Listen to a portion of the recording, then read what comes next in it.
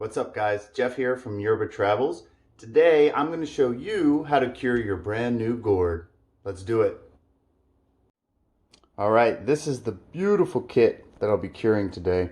Shouts out to Nico, my friend from Argentina. He's the one that got me this beauty. This is the bombilla. This is the special straw. You guys can check those out in another video. And this is what many call a torpedo gourd, or torpedo mate.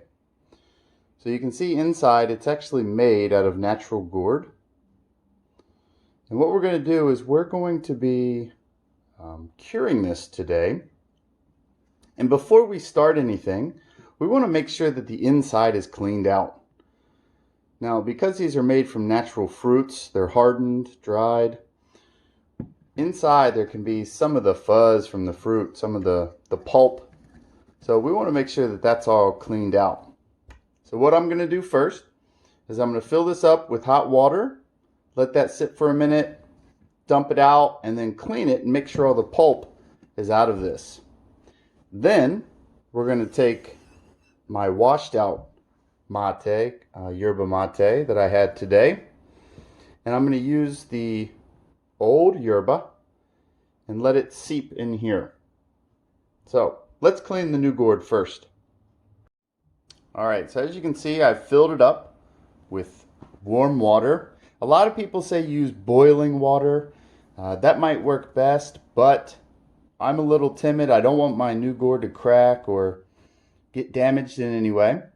And notice I do not fill it all the way to the top. Okay, these metal pieces are attached to the gourd, and sometimes if you leave the water too long, water will start to seep out, and I don't want to ruin any of the leather or metal on here. So I put warm water, not boiling, I've used, and you can start to see actually at the top, you can start to see that pulp. It's already getting washed off. So it's cooled down a little bit.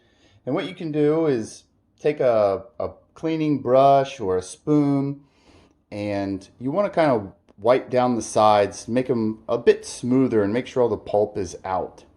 So I'm going to go ahead and do that now.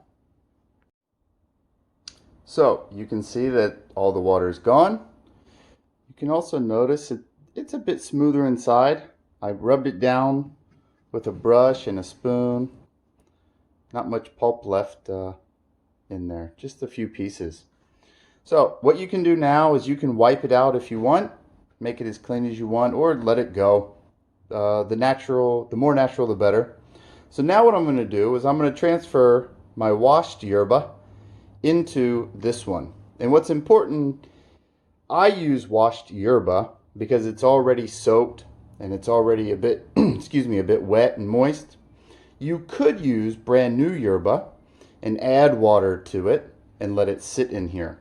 But why waste good yerba, right? So I'm going to go ahead and do that now. I'm going to transfer the washed yerba.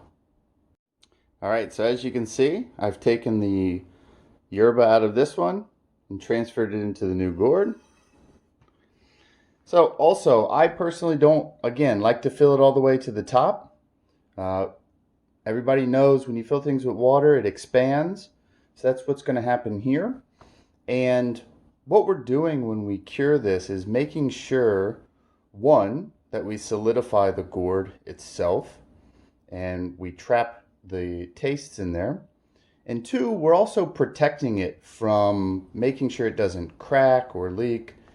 And every time we use this gourd, every time we have yerba mate out of it, it just kind of cures it a bit more and more and more. So now that I have my washed yerba in here, I'm going to leave it sit. Some people leave it sit for a day, and that's fine. You can leave it on the counter overnight and then clean it out and use it the next day if you want. But to make it a bit more solid, the curing more solid, you can leave it sit a bit longer.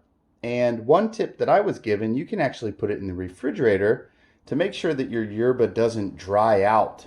And if it dries out too much, that'll also crack the gourd inside.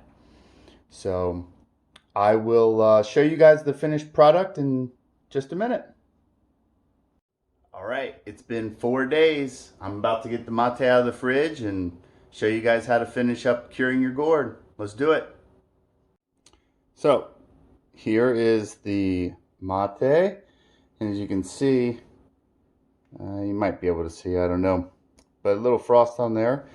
But look how green. There is no mold or anything in here. That's what's kept it fresh, and that's what's going to keep our gourd fresh as well. So what I'm going to do now is I'm going to discard this yerba and show you guys the finished cured product. Show you that in just a minute.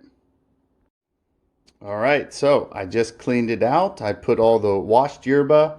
I put it into this baggie simply because I'm in an apartment. But a great idea is to dump this out in your garden. It works as a great fertilizer. So as you can see, here's the inside. There's no mold or anything in here. I got to wash it out, and then I'll show you guys the finished product after I wash it out. All right, so I just rinsed out the gourd, and as you can see, it slightly changes color. There's nothing wrong with that. That means it's getting absorbed. The yerba is getting absorbed in there. But one thing you'll notice after curing is how much smoother the sides are. That's what we want. You don't feel any more of the pulp, and you don't feel any kind of roughness. I mean, other than the gourd itself, but everything on the walls and inside is much softer and smoother than it was originally. So again, you'll see a little bit of coloring in there, and that's all right. There's nothing wrong with that. That is just the yerba getting soaked in. So over time, you'll also notice that it gets a bit darker. All right, and that's how we cure our gourds. Now, I'm going to let this dry, and the next time I'm ready for a mate, I'm just going to fill it up and enjoy my yerba mate. I hope you guys do the same.